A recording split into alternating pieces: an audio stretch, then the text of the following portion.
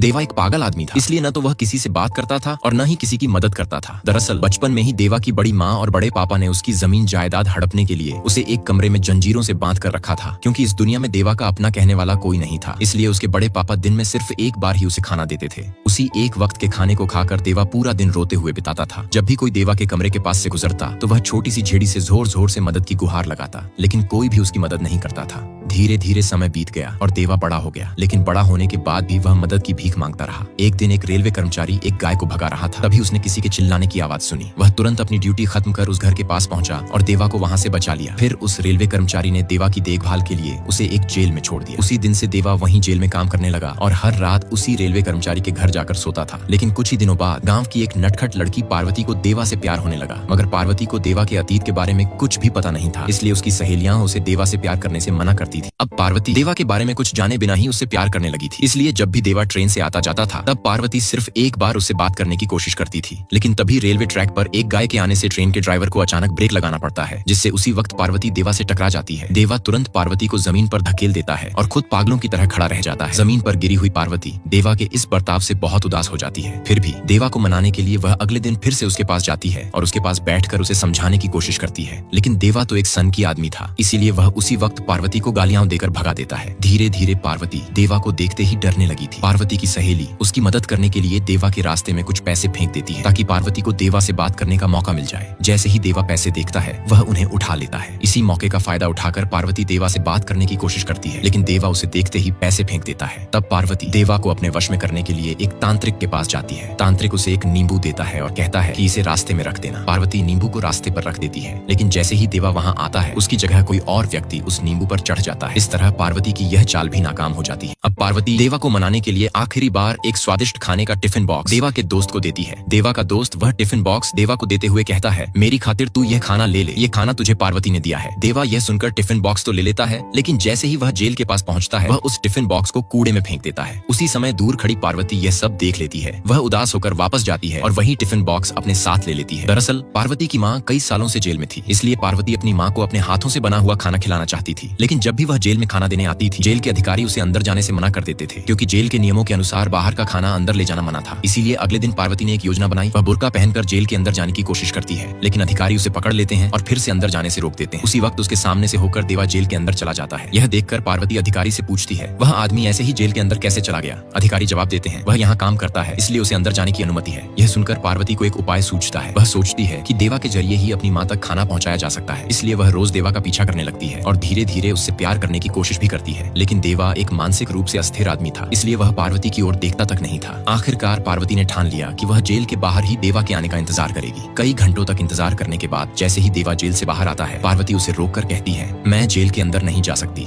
इसलिए मैं तुम्हारे पीछे कई बार आई, कई बार तुमसे विनती की कि सिर्फ एक बार यह खाना मेरी माँ तक पहुँचा दो, क्योंकि तुम जेल के अंदर जाते हो, इसीलिए मैंने तुमसे मदद मांगी। लेकिन तुम तो एक पागल इंसान हो, तुम्हें क्या पता चलेगा कि बिना माँ की बेटी की जिंदगी कैसी होती। तभी देवा गुस्से में आकर पार्वती को धक्का देकर वहाँ से चला जाता है। उसी समय जेल की एक अधिकारी पार्वती के पास आती है और पूछती है कि देवा के बारे में तुम ये सब क्यों कह रही हो? पार्वती गुस्से में कहती है कि देवा कोई आदमी नहीं बल्कि एक जानवर है। असल में यह देवा के माता पिता की गलती है कि ऐसी औलाद उसे मिली है। फिर अधिकारी कहती हैं कि शायद तुम्हें देवा के बारे में पूरी बात पता ही नहीं। दरअसल जब देवा छोटा था वह बहुत खुश था। देवा के पिताजी हमारी इस जेल में नौकरी करते थे, इसलिए जब भी देवा के पिताजी ड्यूटी पर आते तो वह अपने साथ देवा को भी लाया करते थे। देवा अपने पिताजी के साथ बहुत खुश रहता और सभी कैदियों के साथ मिलजुल जाता था। लेकिन एक दिन जेल में देवा के पिताजी ने एक कैदी को सबके सामने डांट कर नीचे बैठा दिया था। इससे वह कैदी उन पर बहुत गुस्सा हो गया। गुस्से में वह कैदी एक दिन जेल से भागने की कोशिश करने लगा। उसी वक्त देवा के पिताजी ने उसे पकड़ लिया। इसके बदले में वह कैदी गुस्से में आकर उसी वक्त देवा के पिताजी की टिकट काट देता है और उसी दिन से देवा पूरी तरह से बिना माँ बाप का बच्चा रह जाता है। यह सब सच जानकर पार्वती बहुत उदास हो जाती है। देवा के बारे में अपनी पहले की कही हुई कठोर बातों को सोचकर वह पूरी तरह टूट सी जाती। अब पार्वती देवा की सारी सच्चाई जानने के बाद उससे प्यार करने लगती है।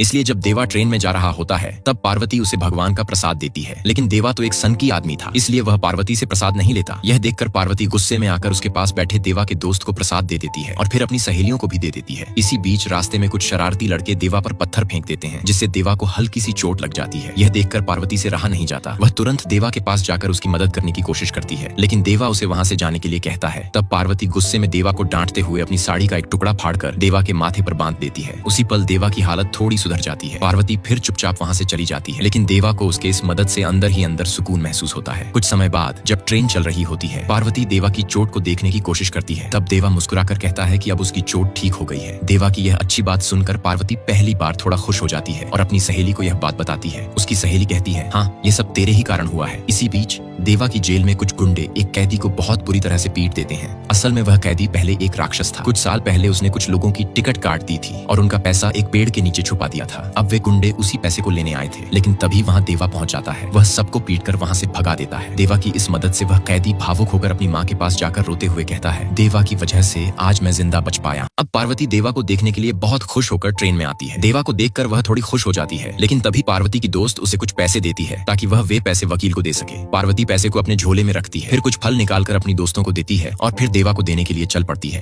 लेकिन देवा तो शक्की था, इसलिए वह पार्वती से फल लेने से मना कर देता है। यह सुनकर पार्वती चुपचाप जाकर खुद ही फल खाने लगती है। जैसे ही ट्रेन टनल के अंदर जाती है, तभी एक चोर पार्वती के झोले से पैसे चुरा लेता है। जब पार्वती अपने झोले में देखती है तो पैसे गायब होते हैं। यह देखकर वह पूरी तरह हैरान हो जाती है और घबराते हुए चारों ओर पैसे ढूंढने लगती है, लेकिन उसे पैसे कहीं नहीं मिलते। आखिरकार पार्वती देवा के पास जाकर रोते हुए उससे विनती करती है, देवा, किसी ने मेरे पैसे चुरा लिए हैं, प्लीज मेरी मदद करो। लेकिन देवा उसकी मदद करने के बजाय पार्वती को जोर से धक्का दे देता है, जिससे पार्वती सीट से टकरा जाती है। चोट लगने के बाद पार्वती रोते हुए सबके सामने देवा से कहती है, तू आदमी है या पत्थर? मुझे पता है कि तूने बचपन से बहुत दर्द सहा है, लेकिन इसका मतलब यह नहीं कि हर बार एक शक्की आदमी की तरह व्यवहार करेगा। तेरे जैसे मर्द को तो शर्म आनी चाहिए। तभी देवा का दोस्त वहाँ आता है और पार्वती को लेकर हर जगह पैसों के बारे में पूछताछ करने लगता है। इस बीच देवा जब पार्वती को रोते हुए देखता है तो उसके मन में कुछ अजीब सा एहसास होता है। उसी वक्त उसे याद आता है कि जब ट्रेन सुरंग के अंदर गई थी तब एक भिखारी आया था, वही पैसे चुरा ले गया था। देवा तुरंत उस भिखारी को देखकर उसका पीछा करने लगता है, लेकिन जैसे ही भिखारी देवा को देखता है वह वहाँ से भाग जाता है। नेक्स्ट पार्ट के लिए लाइक और कमेंट करें।